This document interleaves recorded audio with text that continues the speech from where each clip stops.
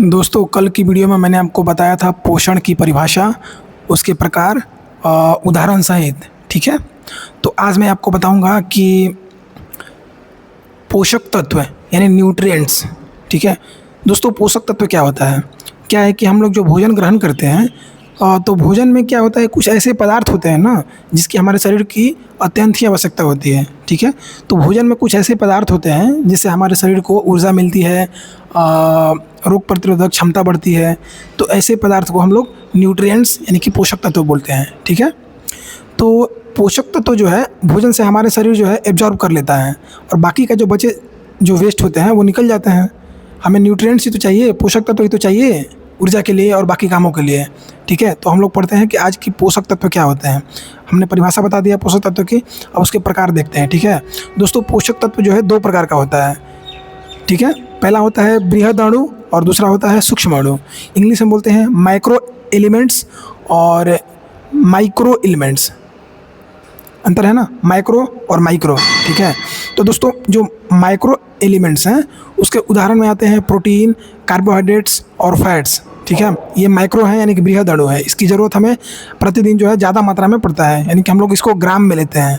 और वहीं माइक्रो की बात करें, सूक्ष्म अणु की बात करें, तो इसकी ज़रूरत हमारे शरीर को प्रतिदिन जो है कम मात्रा में पड़ती है, यानी कि हम इसको मिलीग्राम में लेते हैं। ठीक है, इसके अंतर्गत आता है विटामिन्स और मिनरल्स आते हैं। ठीक है, तो इस वीडियो में मैं आपको इतना कुछ तो नहीं बता पाऊँगा, लेकिन आज कार्बोहाइड्रेट के बारे में पढ़ाऊँगा आपको। ठीक है, तो दोस्तों कार्बोहाइड्रेट जो होता है वो कार्बोहाइड्रेट को हम लोग शुगर भी बोलते हैं और इसका सामान्य सूत्र होता है CxH2O/Y। ठीक है, हालांकि ये इसके कार्बोहाइड्रेट के बहुत सारे प्रकार होते हैं, तो इसलिए जो है ये जो है हर जगह लागू होने वाला फार्मूला मैंने बताया आपको।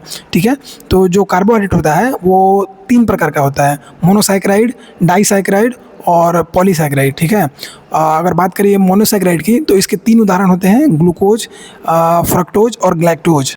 वहीं अगर डाइसैकेराइड की बात करें तो डाइसैकेराइड के भी 3 उदाहरण होते हैं, सुक्रोज, लैक्टोज और माल्टोज। ठीक है, दोस्तों सुक्रोज जो है वो जो है डाइसैकेराइड होता है, मतलब कि उसमें मोनोसैकेराइड के 2 अणु मिले होते हैं। ठीक है, तो बात करें अगर सुक्रोज की तो ग्लूकोज और फ्रक्टोज मिल के जो है सुक्रोज बनाते हैं। अगर बात करें माल्टोज की तो उसमें ग्लूकोज के 2 अणु यानी कि ग्लूकोज प्लस ग्लूकोज जो है माल्टोज बनाते हैं। और तीसरा है लैक्टोज, उसमें ग्लूकोज और ग्लैक्टोज दोनों मिलके जो है लैक्टोज बनाते हैं। बात करें पॉलीसैकेराइड की तो इसके भी 3 एग्जांपल्स हैं, ग्लाइकोजन जो कि ग्लूकोज का ही जटिल रूप होता है, जब दो से ज़्यादा ग्लूकोज के अणु मिल जाते हैं, जुड़ जाते हैं तो ग्लाइकोजन बन जाता है।